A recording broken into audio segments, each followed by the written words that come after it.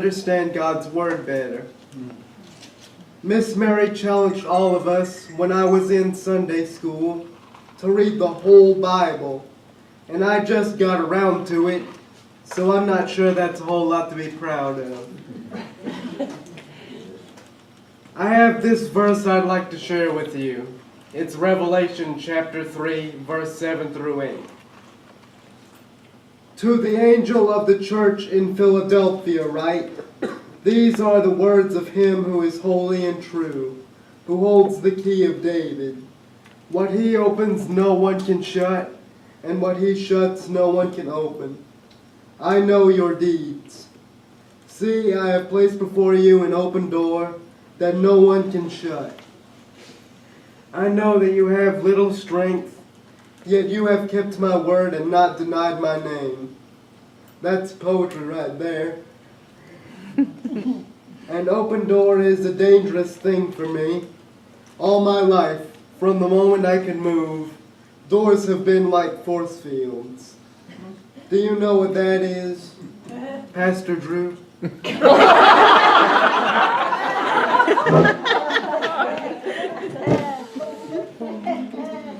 In science fiction, it is something that holds things still and can sometimes protect them. But in my case, they capture me. When I roll up to a doorway, I get right in the middle of it and stop. I have no idea why. My brain is a little different, but none of us, not even my psychiatrist or my cerebral palsy specialist, can explain the force field my brain puts in almost every doorway. I've had to train myself to blast through doorways, but if I'm not paying attention, that force field will catch me, and I stop. Here's what happens. I'm just marching along, and I get to a doorway. I either stop just before it, just in it, or just after it. And while you might not see that as a big deal, just think about yourself. Right behind me. Now you're stuck too. In fact, I am the best block to a funnel you can find. I can really clog things up. My mom and dad and Mr. O'Neill, the guy that helps me at school, are always ready. And as soon as they start seeing me slow, they are there to say, keep moving, don't let the door get you, come on, come on. Now think about what automatic and elevator doors are like for me. Scary. Maybe if we step through my 16 years of why I am the way I am, we can figure this thing out together. My mom tells me that she prayed and prayed and prayed for me. Not just to have a baby, but to have me, a boy. And she imagined exactly the kind of person I would be. Meanwhile, God was looking for parents for me. He knew that I had very specific requirements, too. And at some point, he must have realized how awesome my mom and dad would be as my parents. So, Mom's prayer was answered. Now, I just had a birthday, but my birthday wasn't supposed to be until April. I was born early, and sometimes, when that happens, things don't go as they're supposed to. I was strong and breathed and fought to live. Duncan is actually Gaelic for dark warrior. It was a dark time because so much was happening and doctors could not say if I'd live or die. Mom says it was a time of learning an entirely new language around intensive care, doctors, medicine, everything. Dad had to learn about how to take care of me when I was only as big as his hand. Talking about open doors, God kind of shoved them through this one. But I think they did good. And I was tiny, but the hospital let me go home on St. Patrick's Day. I actually have 2 birthdays every year. The one in January and the one on St. Patrick's Day. So I grew. And when I was 11 months old, it was clear that something wasn't right. I didn't talk, had crossed eyes, didn't roll over, could not sit up or pull up, but I could stand straight as a board. My parents thought that was cool, but really it wasn't. All of these are signs of brain damage, damage that happened because I was born too early. I was much stronger than they'd thought I'd be. I survived, but my brain was bleeding, and it was right here. And that bleeding essentially killed that part of the brain. That's the part that handles all of our gross motor patterns. And those are big movements. And it also handles fine motor patterns. Those are the small movements. Like eating and writing. The other parts of my brain that they said were affected were speech, vision, emotional, and cognitive development. In other words, if I had ended up like they said I would, you'd be looking at a blind guy in a wheelchair that couldn't take care of himself, can barely speak, and who has the cognitive and emotional development of a pre-adolescent.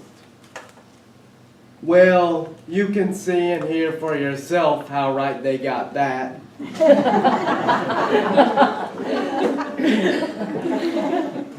And as for my development, well, my maturity level has often been called into question, but the fact that I've chosen to stay a kid for so long has nothing to do with the prognosis the doctors gave my parents.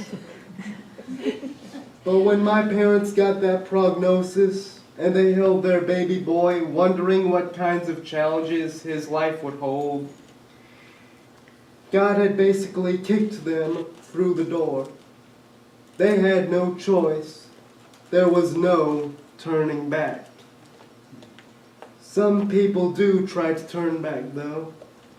Did you know that the divorce rate of parents with special needs children is 85%? These are people trying to turn back, or people that run headlong through the door and leave their other half behind.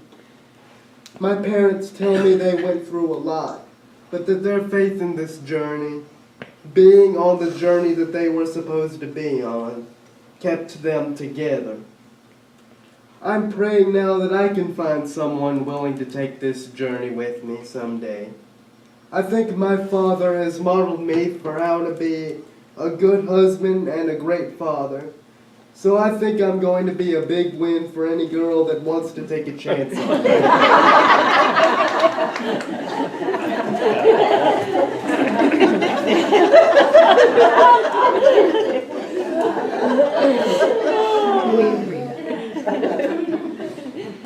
So I'm praying God will show me which one is the right one. Now let's fast forward to me at 4 years old. I had just started talking, had eye surgery that helped me see, and I was trying to walk in a walker. That's this. But it had become painful, and my ankles and toes were contracting.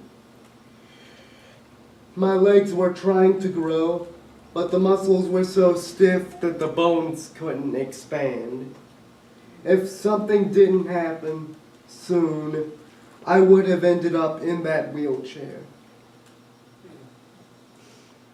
Okay, hold on to your seats, because this part of my story is going to move fast.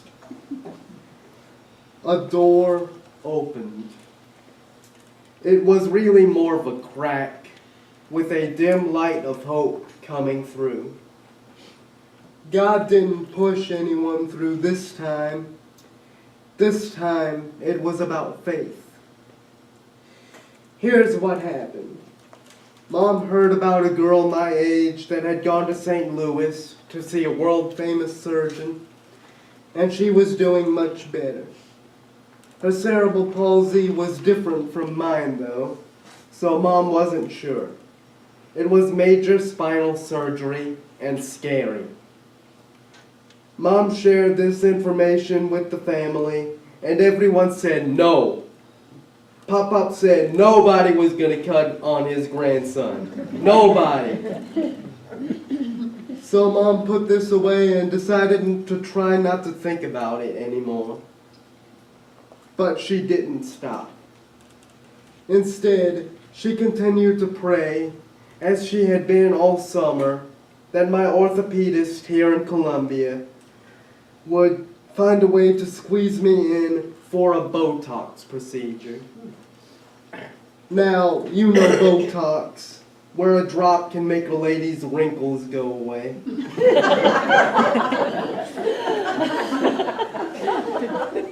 I got a syringe about 6 inches long that went into my legs every few months just to try to get them to be loose enough to grow.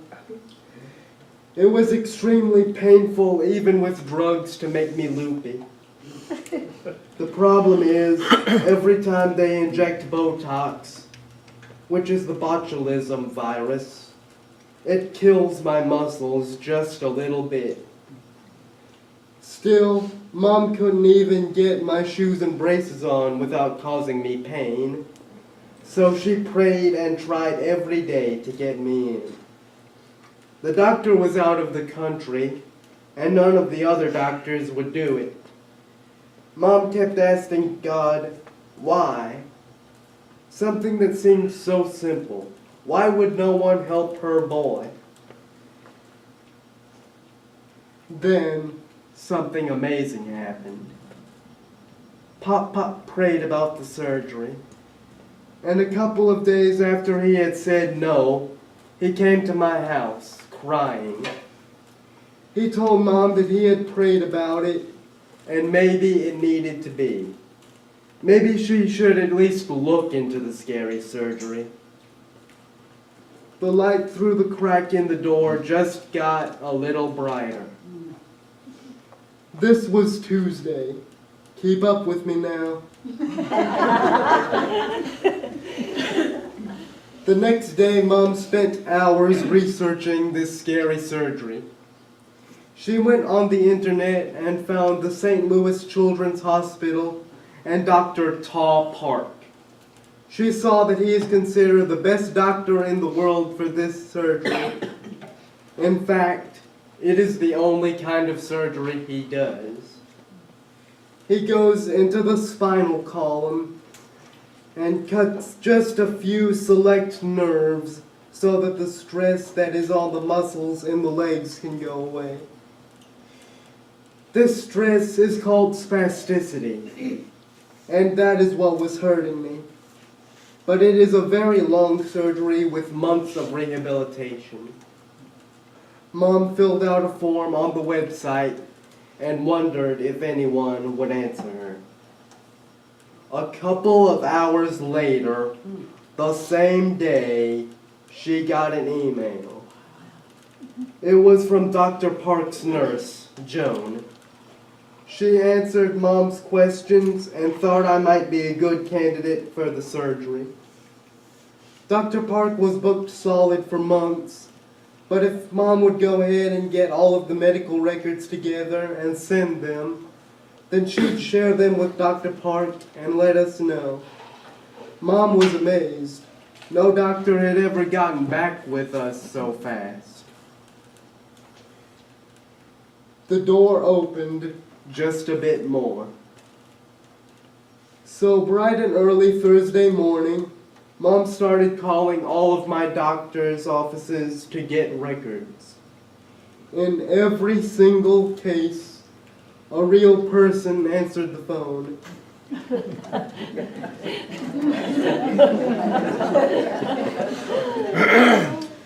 And a real person said, "Sure, we'll have that waiting for you at the front desk."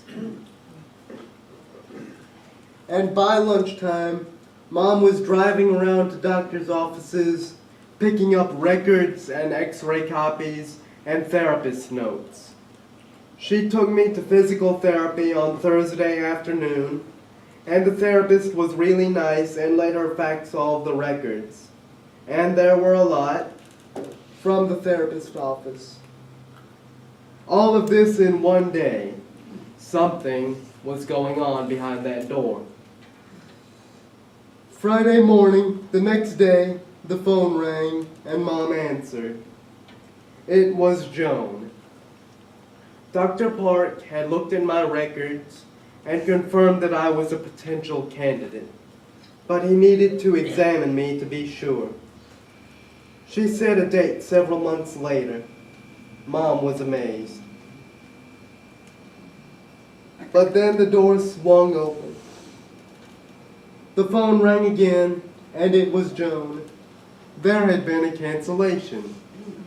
Could we be in St. Louis at 8 a.m. Monday morning? Mom stared through the open door and said, yes. Dad got us the last 3 seats on the Sunday flight to St. Louis. And at 8 a.m. Monday morning, there we were with a very funny and nice Dr. Park. We could hardly understand his English, but it was clear. I was a good candidate. He could help me. He asked if we wanted to move forward. He was going home to see his family in Taiwan, I think, but would be back in a few months and we'd be set to come back. In the warm glow of the light from the door, Mom and Dad both said, yes. As we were leaving, Joan stopped us. She said she knew it was quick and we'd have to come right back in just 2 weeks. But Dr. Park had a cancellation on his surgery schedule. Did we want to go ahead and get it done? By now, the door wasn't scary. The door was bright and clear. Mom and Dad said, yes. Then Mom remembered to ask Joan a question. Remember that Botox procedure Mom had been trying to get for me for months? Mom asked Joan if I should still have it. Joan grabbed us. No, she said, do not. If Duncan has the Botox, he can't have the surgery for 6 months. This was why God didn't answer Mom before. He had something else in mind. Suddenly, a blinding light comes from the door. We didn't have to go through. It could have stayed just another cracked door on the road of my faith that never got opened. But my family approached the door with faith. And today I can get around better than I would have ever been able to. In fact, I'm in a play at school where I have to dance.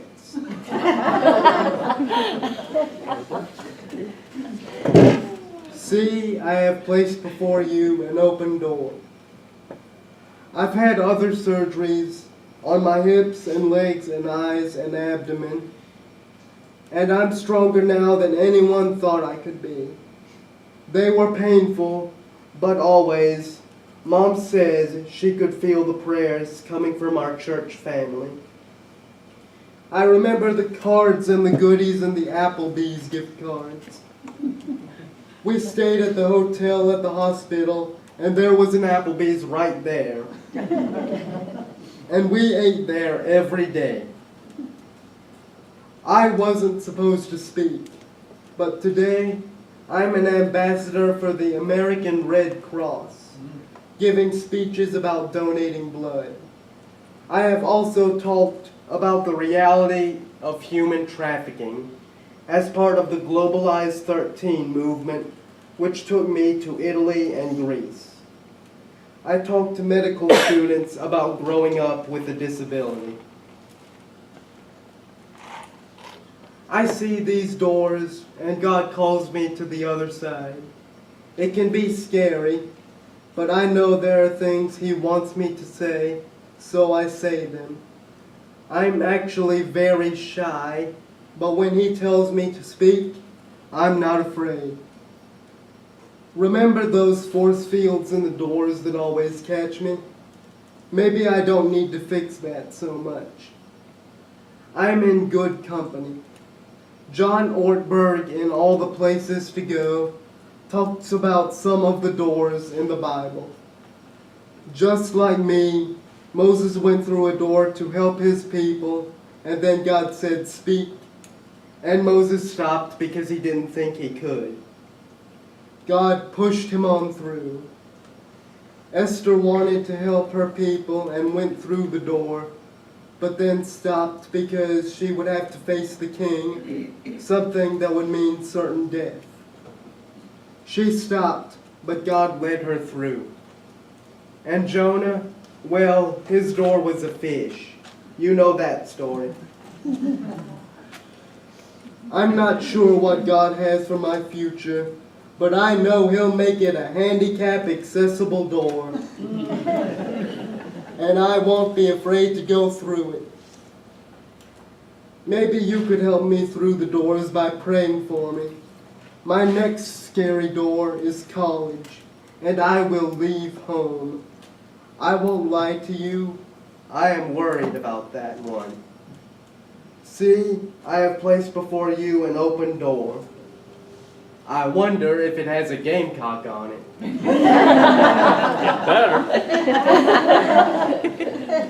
Amen. Any questions? Thank you for your sentence review. You're welcome. I would say